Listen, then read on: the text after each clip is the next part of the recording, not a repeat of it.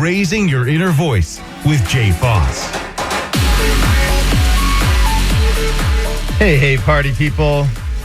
Thank you so much for tuning in this evening. We are delving into some weighty topics for tonight. I'm really excited, but if I'm being honest, there's a lot of exhaustion already present within me as we are going into our show. Tonight's show is focused on how you're dealing with death in COVID-19. It can be anything from grieving, or some of us might be trying to avoid the grief, but acknowledging that life is no longer what it once was. There is a loss here. For some of us, this is the literal loss of a loved one, either a shocking surprise due directly to the coronavirus, or it's just the timing of a loved one's death that had nothing to do with COVID-19, except for the fact that it is extremely difficult to be comforted in these uncomforting times. Death usually isn't something that we want to focus on, especially not with my ongoing desire that you've heard with this show, Raising Your Inner Voice. I want to make sure that we are becoming fuller people, living a better existence. But I've been thinking about, you've heard the teacup analogy. In order to help others, we need to fill up our own cup first. We need to be well ourselves to have the strength and energy to give what's overflowing to those around us. In leaning more into this analogy, sometimes we need to wash our cup before adding more tea.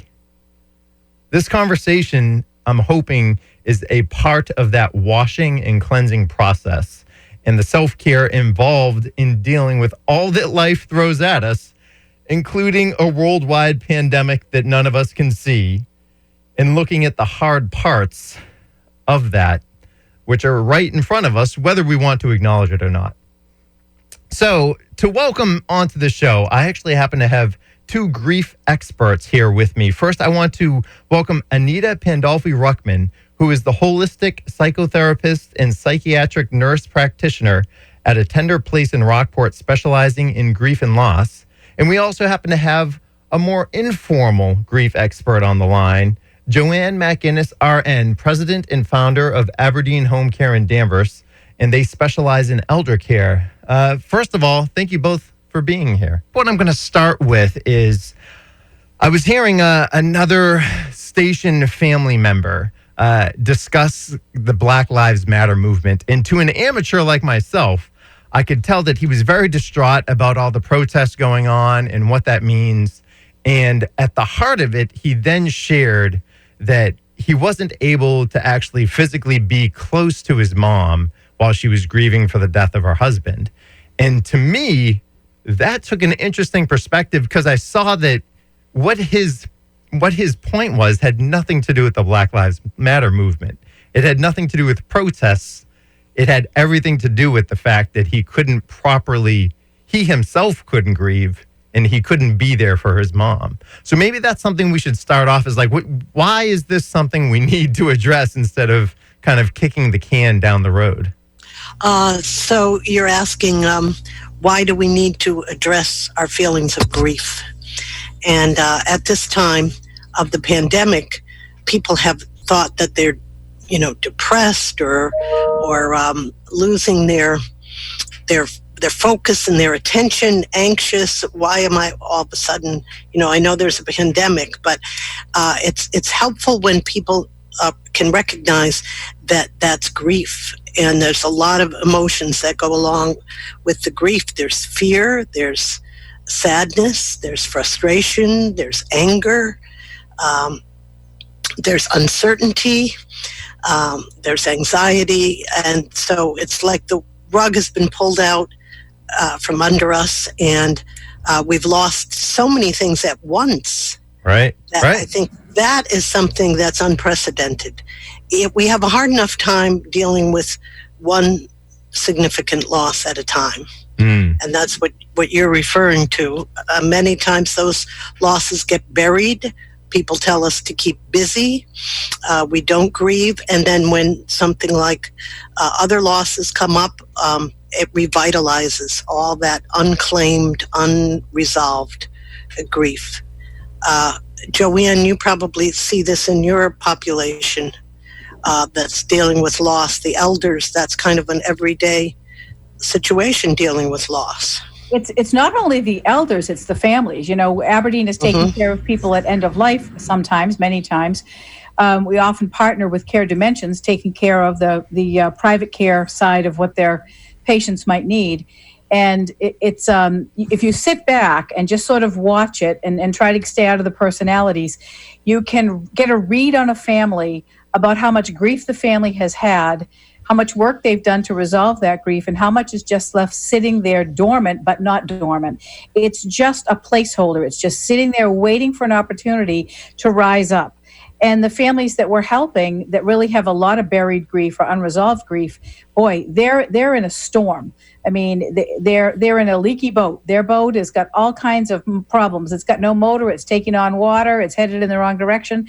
And they are really tipped over and unnerved by small things. And you can almost connect the dots and take those back to what might be a root cause. And I'm always talking to families about what an opportunity it is to have an elder, hopefully it's an elder, that may be at end of life, maybe end of a glorious life, a 92, a 94-year-old. And what an opportunity it is to walk the kids. Maybe the kids are in their 30s, maybe the kids are in their teens or younger, but to be able to walk them through what end of life can be and help them, because grief is something that will be part of our lives until we die. Yeah, absolutely. It will be part of our lives until we die. And if we aren't confronting it and addressing it up front, Anita, you were saying that we re-experience all other past deaths because it accumulates, right? They keep on building on each other. Yes. When looking just at the fact, I guess I'll take the broadest perspective first, right? So the vast majority of people, I think, are just maybe grieving their life because it's now a different life than what it was pre-pandemic. Is that something that even needs to be addressed? I mean, how much do we need to delve into the fact that the way in which we are living our lives right now is something that we've needed to adapt to? But aside from the actual adapting, what good is it to delve into, well, I missed this from my former life, or any of that? Well, that's a good question. I think in order to be more present with the difficulties and adapt, and you used just the word I was looking to address, because that is the normal response to grief, is over time adaptation. We're humans, we adapt. But what I see is that people adapt better, sooner, more, in a more healthy way, if they've actually expressed their emotions and not tried to override them or numb them or ignore them. So I think expression leads to adaptation. So we don't have to dwell and get caught up in the losses and have that be everything. I talk about the oscillating method. So you go into the grief, you go into the emotions, you express them, and then you gently turn away to some soothing, to nature, to music, to friends. Friends often want to take you into the social realm and keep you there, so right. You don't have to deal with the grief. But the healthier way is to address both. Well, and right now, right? I mean, our social connections might be what most people are grieving, the fact that we can't get together and kind of have those social connections that we once had. Joanne, please chime in. I hear the word adaptive, and the word that comes into my mind is maladaptive. So we either have a way that we respond to loss, and if we're talking about the loss of the freedom that we enjoyed in life pre-COVID, and then we have an adaptive way to deal with that, or a maladaptive way, if we can just talk about that for a minute. I think the maladaptive way is manifest by people that are really angry. and they're angry because they feel as though their freedoms have been taken away. This whole mask, non-mask. The mask works, it doesn't work. I'm not going to wear a mask. It's taken away my freedom. It's become very political. It's become very divisive. That the whole nature of dealing with that, but that seems to be more of the maladaptive way of coping with things that are out of our control. No matter how we package grief, it's something that we have not wanted to bring on ourselves. We have not wanted this to have visited us, whether it's a big loss or the loss of, not that the loss of our pre-COVID lives isn't big, it is big, but we have not brought that on ourselves. It has been forced upon us. And how do we make sense of it so that we have the best chance of having the highest quality of life we can have inside of situations that we can't control? It does take us back to that we are creatures that love predictability, certainty, and control. And when you take any one of those three things away, up comes the V word, Jay's least favorite word, vulnerability. Vulnerability. There we go. Yeah. Good point. Anger is a maladaptive response, especially if one lingers there. So is the anger that you're saying here, so I feel like most people have the awareness of the 5 stages of grief, right? And anger, I believe, is the second stage. Is the anger that you're talking about, Joanne, different from that stage? Yes. I think people really resent when their control is removed. When the government is saying we're closing down, you can't, only 10 people, you can't go to the gym, you can't go to the bar, all of this, we're being told what to do, and we're just a culture. It all, it's interesting. The restrictions put on us in society right now, they've caused me to really look at what a spoiled culture we are. We have had everything we want and need. We have too much. We have too much of everything. Just look at the business of decluttering, the organizers, because houses are bursting. People need to move because they have so much stuff. We have a culture of excess, and now it's being closed down. And in order to take an accurate inventory or look at ourselves, we might be looking in the mirror and saying, wow, we were really living sort of a hedonistic lifestyle. Anything I want, when I want, how much of it I want, in every color, the whole notion of the Amazon success. I can sit at home and get anything I want brought to my house within 24 hours. Well, that's a lot of power. It is a lot of power, and I would say it's very appealing, right? That's part of what I'm missing. That's part of what I want, is the fact that I don't need to think about things. Like, I don't need to have. One of the things that I've noticed that I feel like I'm dealing with in regards to kind of my life pre-COVID to now, my mental bandwidth, my brain space. I now think about things that I thought were once just no-brainers. It's you just went and did something, and now you're thinking about all the logistics of how to stay safe doing it, how to make sure that you're protecting your family, yourself, but then also other people, right? There's kind of that dual flip side of things that I'm just overthinking way too many things these days. Well, that's understandable with these restrictions. We don't feel like we can just flow into our day. I hear you, and that's a huge adjustment. But with grief, there is often the sense of nothing's like it used to be. Yeah. And I can't find my way, kind of a fog. People talk about a grief fog. I'm referring to like more sudden loss and grief after death, but these things are applicable to what we're talking about with the pandemic. People do this phenomenon of Groundhog Day, this kind of fog that, it doesn't matter because I can't take my trip to Paris, or what people had thought they were going to do, or even send the kids to camp, or whatever, have a wedding, have a funeral. All of these are huge losses, as I said, occurring concurrently. So I think a question people are probably saying, okay, we know this, we're living this, so enough already. What should we do about it? So as you said, Jay, we can't do the usual things. Maybe we'd go down, down to the pub and cry in our beer, or meet up with our friends and hang out.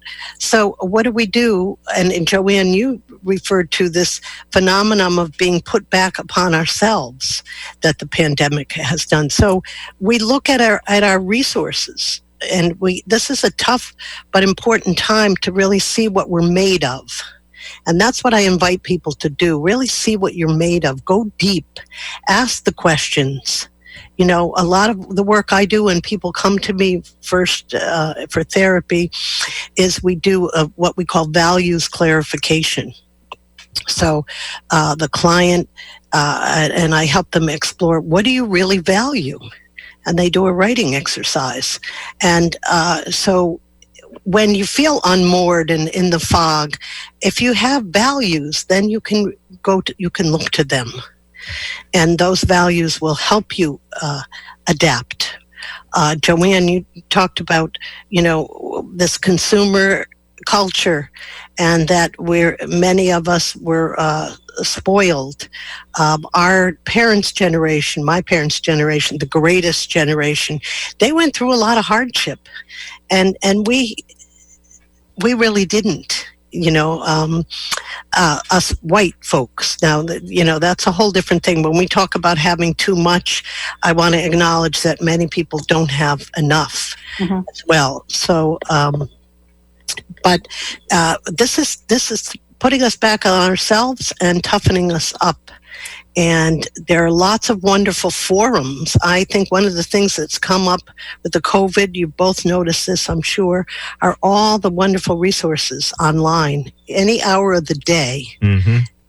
As long as you have internet or a phone with internet, you can find a group. You can find a lesson, how to breathe, how to do yoga, how to deal with stress, how to deal with anxiety.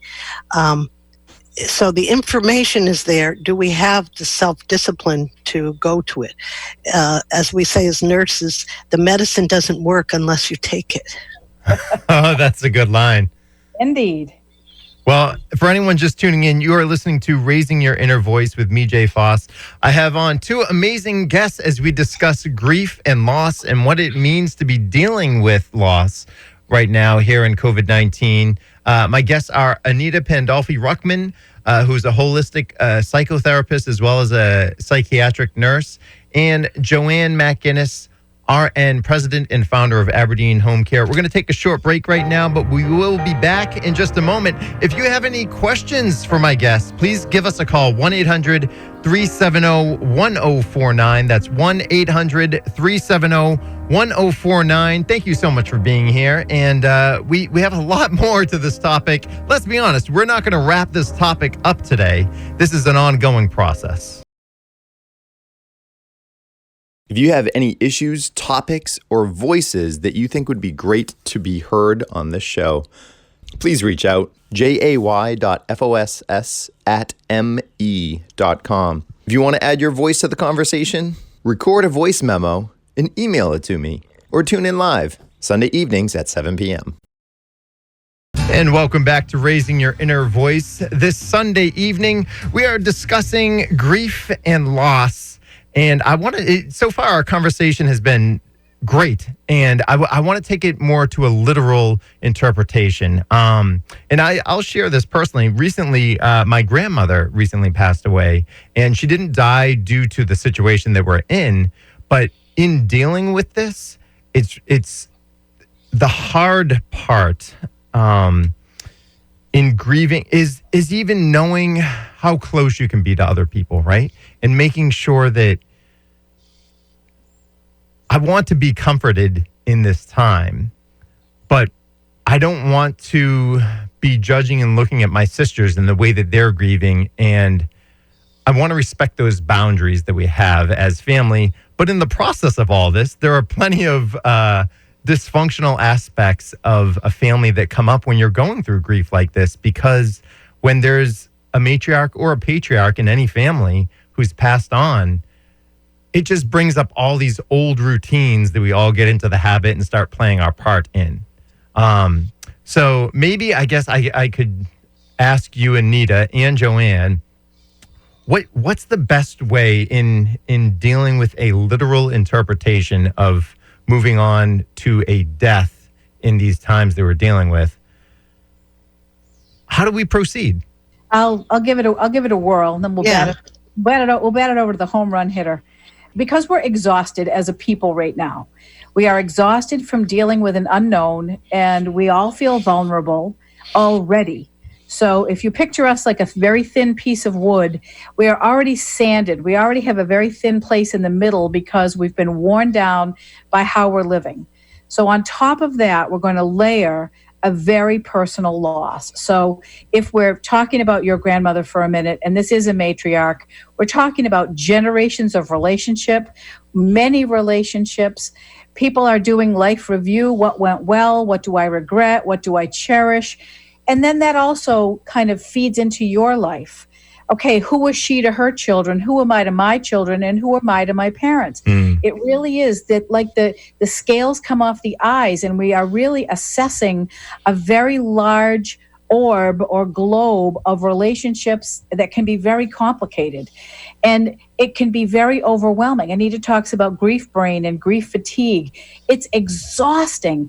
We're exhausted right now living in COVID. And then you put something like this kind of a loss on top of that, it can be paralyzing. We talk about, fight, flight, or stop. What do you call it, Anita? Fight, flight? Freeze. Right. Yeah. And so it's many layered. Sometimes we can't identify what feelings belong to what sense of loss. Am I reacting to my having to explain this to my children? Am I reacting to seeing my father devastated about the loss of his mother? It's really hard to isolate. Feelings aren't right or wrong. They just are what they are. And we each own our own. And so I think for me, I'll say this in close, validating our feelings. And even if you can't figure it out in your head, I think writing it down is a great tool. I feel, and then write it down. And it can't be something like I think. I feel, and that's going to acquaint you with your own vulnerability. Because if you're writing down those feeling words, it's going to be sad, mad, confused, lonely, afraid, irate. All of the things that we don't want to feel is what happens in grief. And hence what we'll talk about later on about why we stuff it down, because who wants to feel that? Nobody. And then one more thing before I hit it over to Anita, the slugger. I saw last night on the Yankees Red Sox game a grand slam home run. So that'll be you, Anita, as soon as I pitch you the ball. Oh, sure. But in terms of loss just doesn't have to be death. Or there are listeners out there that haven't had death, but they've had loss of a job, loss of a relationship, loss of identity. If they were very, very engaged with a job that was their identity, and now they can't practice that job anymore. If it's a dental office, it's closed, or whatever it is. There's all loss of education, loss of school, loss of predictability and structure and schedule. All those things are part of loss.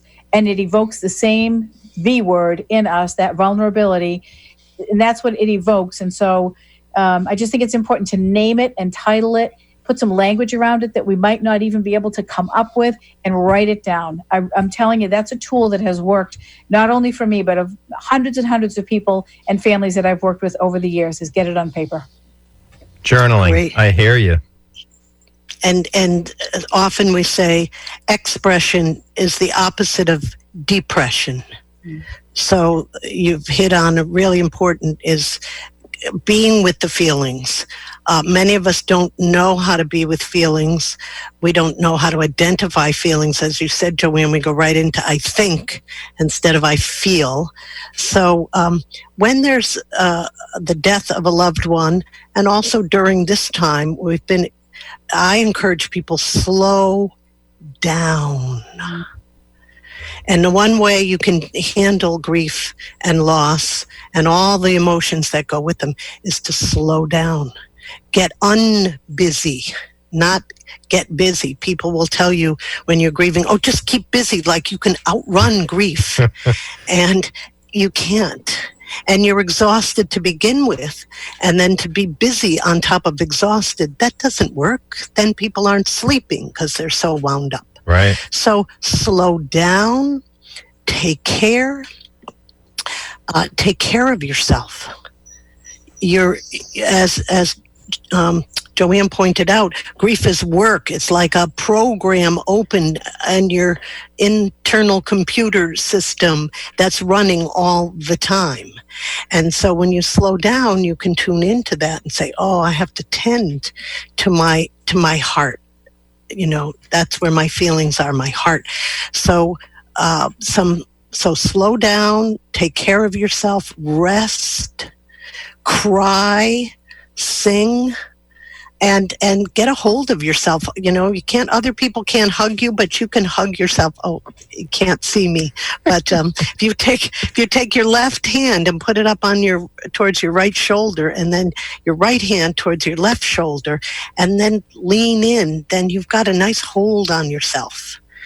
And if you sit like that and pay attention to your breathing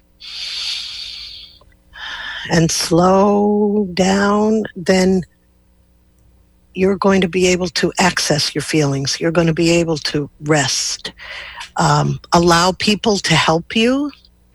People say, what can I do? What can I do for you? Tell them something. I was with some folks social distancing at the beach. Somebody said, I'm going home. What can I bring? I said, popcorn. Yeah. So, and we were all like little kids eating our popcorn, watching the sunset. Maybe you bring somebody flowers or a bowl of popcorn, or maybe you do their laundry. People are always saying, what can I do for others who are grieving? In the family, not judging other people's grief. I think that's huge. Just showing up. Sometimes we call it, they call what I do grief counseling, but I call it more often these days grief companioning. So it's not like something's wrong with you and you need me, the nurse practitioner, to fix it. It's no, I'm going to sit and listen. And even if you can't find words, because some of this feels unspeakable, we can't find words for it. So that's where the slowing down and just being.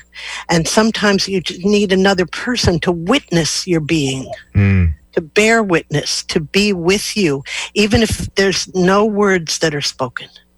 And you just let that person know, I'm here. I will be here for you for whatever you need to say or not say. Why is it that having someone else there to witness and be a witness is crucial? I think it's validating. I mean, we live in a world of one, and depending on who we dare share our innermost thoughts and feelings with, maybe it's a spouse or a best friend or a child. I mean, we're probably only sharing a portion of that. We are essentially solitary beings craving relationship, craving interaction, meaningful interaction with each other, so that we don't feel isolated and alone. So when someone validates your feelings or witnesses that with you, all they do is say, I'm with you for a period of time. You don't have to be doing this alone. I honor your feelings. Jay, your loss is not my loss. The loss of your grandmother and everything that goes into that loss is not my personal experience. So I can't fully get it. But because I am attached to you, I want to be able to carry whatever it is that I can carry that makes your load a little lighter. And even if I just listen to the story or say something that's genuine to you about, I know you might not want to talk about this, Jay, but I can only imagine how much this hurts.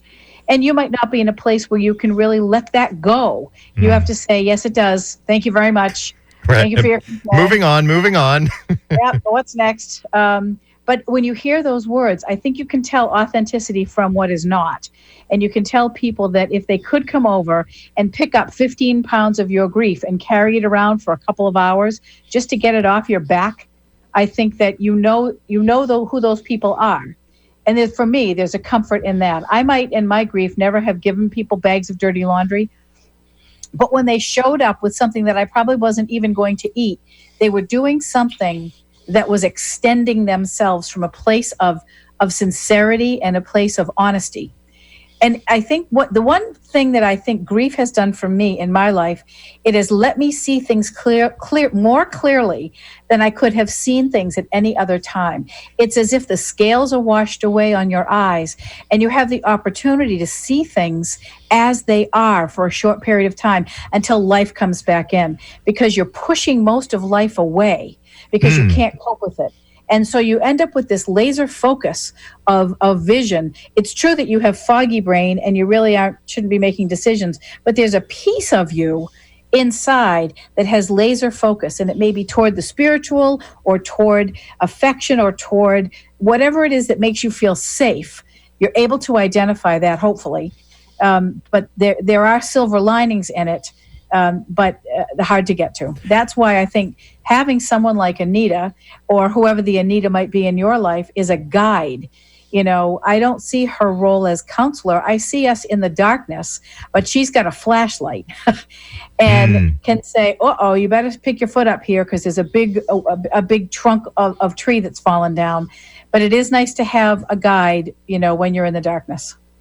Anita, what else can you shine your flashlight on for us, both myself, Joanne, and the listener here, as we are discussing grief on Raising Your Inner Voice?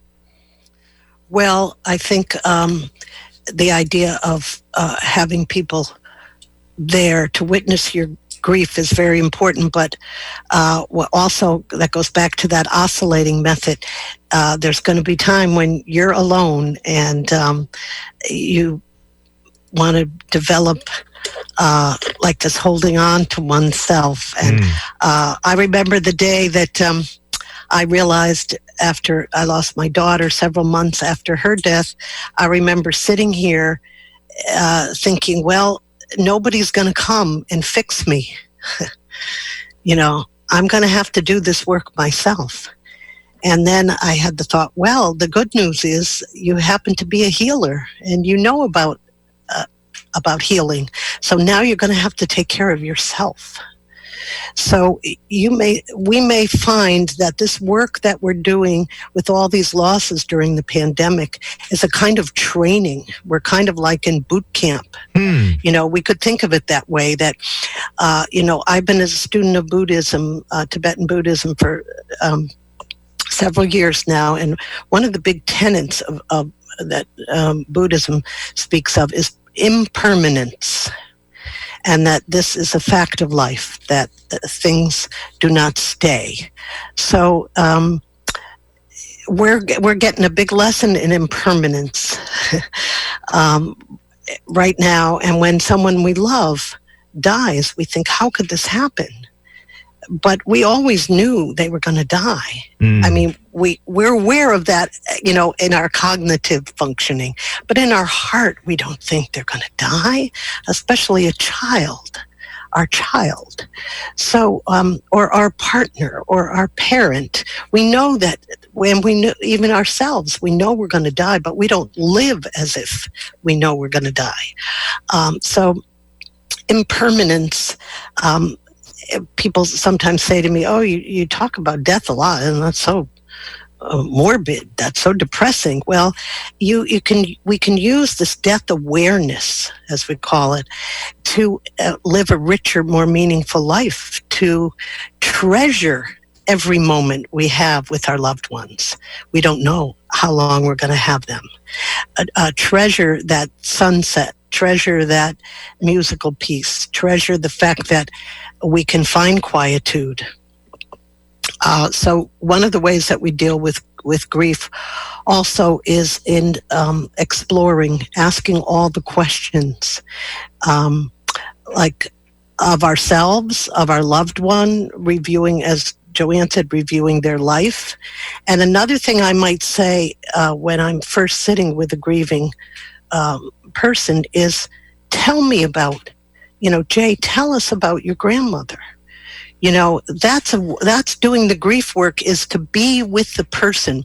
What happens when someone dies? We long for them. We want to smell them. We want to touch them. We want to hear their beautiful voice. We want to eat the food they made. So if we can't have them on this physical level, we can we can talk about them. We can keep loving them. My message in grief is that love never dies. The body of this person that we called grandma, or our beloved daughter, or our mother, or our partner, the body of them dies. What lives on is our love for them. And I like to think their love for us. And that's what has helped me in my grief journey. And that's the seed that I help other people plant in their grief journey, is that you don't ever have to totally lose this person. So the task can be to find them again in a new way in your life. So how is your grandmother going to continue to be part of your life? Maybe you make her favorite cherry pie, and then you're like tasting and smelling and evoking, or maybe you tell the story that she used to tell and make everyone laugh, Right. Or maybe you start a foundation and do work that she believed in. And these are the ways that we work with the grief. Maybe we plant a tree or a bush, or, there are many, many ways that we can honor our loved ones.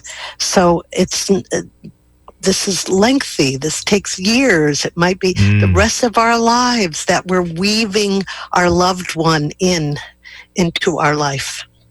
One of the messages that I get over and over again that comes through to me from my daughter, who died 10 years ago now, is, "You can't lose me." So Beautiful. things that about pictures of her, there's lots of stories, but they come back. And always the message that I hear, and I can still hear her voice, "You can't lose me." So that's the message that I give to people. And that love is in our hearts. So grief and love, we wouldn't have grief if we didn't have love. And so we're grieving the very things, the very person, the very richness of our lives. When we experience that as loss, then we grieve because it was so important. So many beautiful things that you just said, Anita. Thank you so much. I'm really intrigued. I'm actually, I think there's something wrong with me, because I'm loving this conversation. I'm really energized by it, because exactly what you're talking about, it's honoring those who have passed.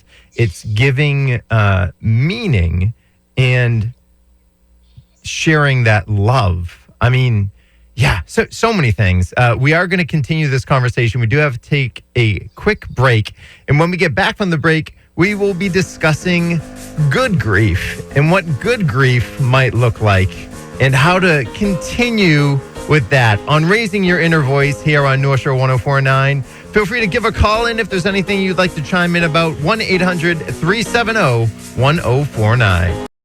If you want to join in the conversation live, tune in Sunday evenings at 7 p.m. Eastern, NorthShore1049.com, and click Listen Live. If you want to gather your thoughts first, record a voice memo and email it to jay.foss@me.com, because I would love to have your voice in this conversation. What does living a better life mean? And what's your process in figuring that out? If you think someone else might need a conversation like this one, then let them know to get involved. I am looking for words of wisdom here on Raising Your Inner Voice. I'm the host of the show, Jay Foss, and I happen to have two amazing guests with me. We have Anita Pandolfi-Ruckman, who is the holistic psychotherapist and psychiatric nurse practitioner at A Tender Place in Rockport, as well as Joanne McGinnis, RN, who is the president and founder of Aberdeen Home Care in Danvers. And I mean, most people don't even want to delve into this, right? Why is it that we need to even address this? I typically don't want to think these thoughts, because I don't even want to be thinking about my own life coming to an end, let alone my loved one's life. Joanne, any response to why address this? I think what you're describing is mortality awareness. And if your grandmother can die, then your parents can die, and then you can die. or your wife can die. And what will this mean to your children? How devastated will they be? It's terribly unpleasant, but it's the one thing in life that's for sure. Death is going to happen. I had an aunt who, she was a great aunt. She was born in Prince Edward Island and had a lot of loss. She was the last of 12 siblings. And I remember when she turned 100, I asked her, I said, you know, this sounds like an interview and I don't mean it to be cold, but what do you have to say about being 100? I mean, what you've seen in your life, no cars, no man on the moon. I mean, just think of those things in 100 years. And she said, well, you're always going to have loss. And that was probably 20 years ago. And it dawned on me. I mean, I said, wow. I sort of walked away from that really not knowing how to process it, but I have thought about it probably every week since then. Wow. If we don't deal with loss, it doesn't go away. It's poisonous. It's toxic. And so what we do is we push it down. If you put something nasty into the ground, it's going to come up somewhere else nasty. It might not come right up at your feet. And it may turn out to be some sort of toxic relationship with a best friend or at work or with your child or negative feelings about yourself. It doesn't go away. It just pops up in a different formation. It's a shapeshifter.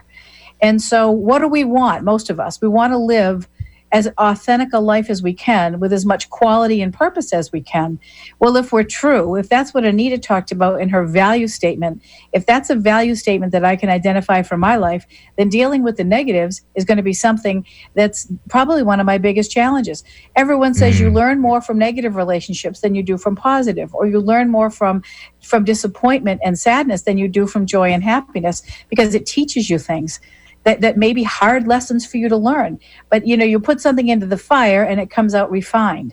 And so it's all these principles. You could throw a bunch of platitudes at it like that. But if we want that for ourselves, that quality of life and that authenticity, then dealing with these things that shake us upside down is going to be required.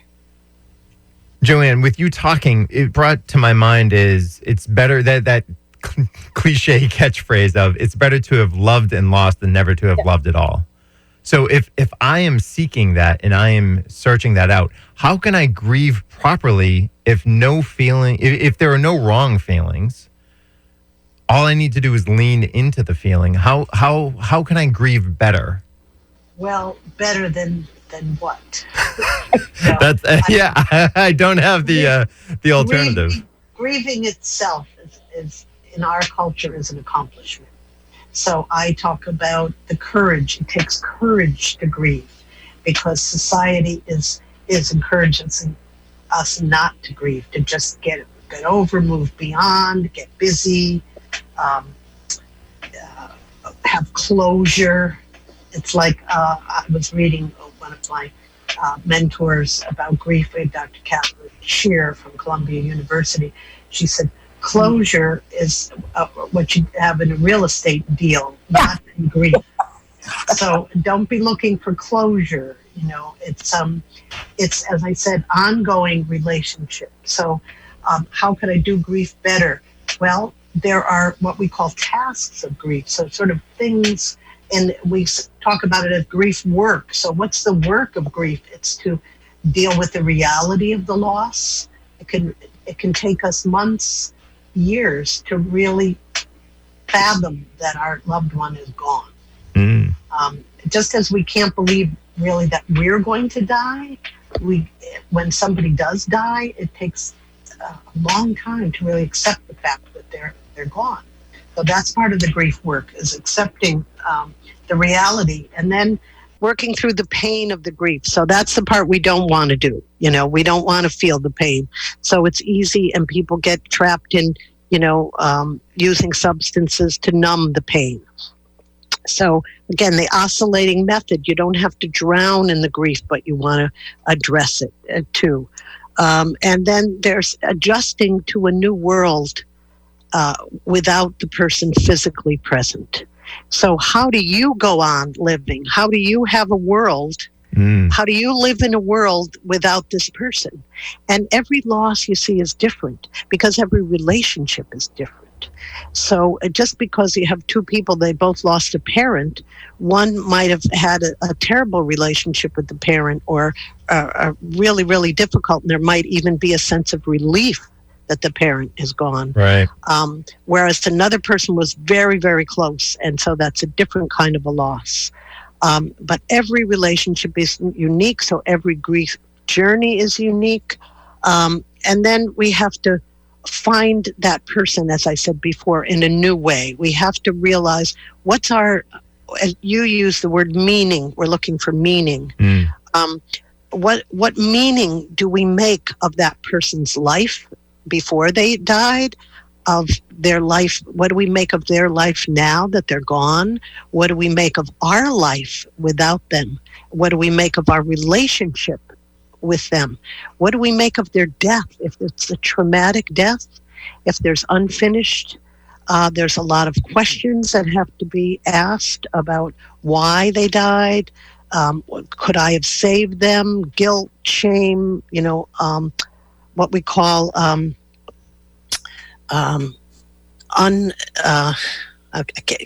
phrase is leaving my unacknowledged, not quite unacknowledged, but there are some losses like death by suicide, death by drug overdose. These are losses that come with a lot of extra stress for the bereaved. So you don't get the same reaction from people when you've lost someone by suicide or by drug overdose or murder. It's like death to the 10th degree, and people run the other way. So people that have those kinds of losses, the grief can be longer, more difficult. There are rooms with both symbolically and literally we don't want to go into. And I call it speaking about the unspeakable. So some of the work that I do is with people who have had these kind of, I know what it's called, the word I was looking for, disenfranchised loss. So this is not the mainstream. There's a big difference in a reaction that a woman gets if her husband died by cancer than if her husband died by suicide. And as we like to say, took his own life, not committed suicide, took his own life or died from depression, which is the cause of suicide. So these kinds of sudden traumatic losses, disenfranchised, can be even more difficult to process. So time is really of the element. We shouldn't be giving ourselves a time frame to, you get 6 weeks to grieve or a year to grieve, or aren't you over that yet? And this is where it can support groups. There are some fabulous groups out there for widows, for parents who've lost a child. There's a group, international group called the Compassionate Friends, which is a great resource for people that have lost someone due to suicide. There are the Samaritans and the American Foundation Suicide Prevention. There are support groups. Some people do really well in being in a group where they can be with other people who have, especially when it's a disenfranchised loss, it's hard to find other people who have those kind of losses. So there are support groups on the North Shore. Are there any other resources like books for if someone is being honest with themselves and they're just saying, I'm not ready to delve into this right now. It's something I need to do, but I'm not ready to delve into this now. Are there books or any other resources that they can come to on their own time? Well, there are lots of wonderful books out there. I'm going to just mention two. One is sort of a classic called The Courage to Grieve, because as a point I think I've been making several times or trying to, is that grief is hard work and it takes courage to address this. And I think you have courage, Jay, for choosing this topic. So The Courage to Grieve by Judy Tattlebaum. Baum, Tattlebaum.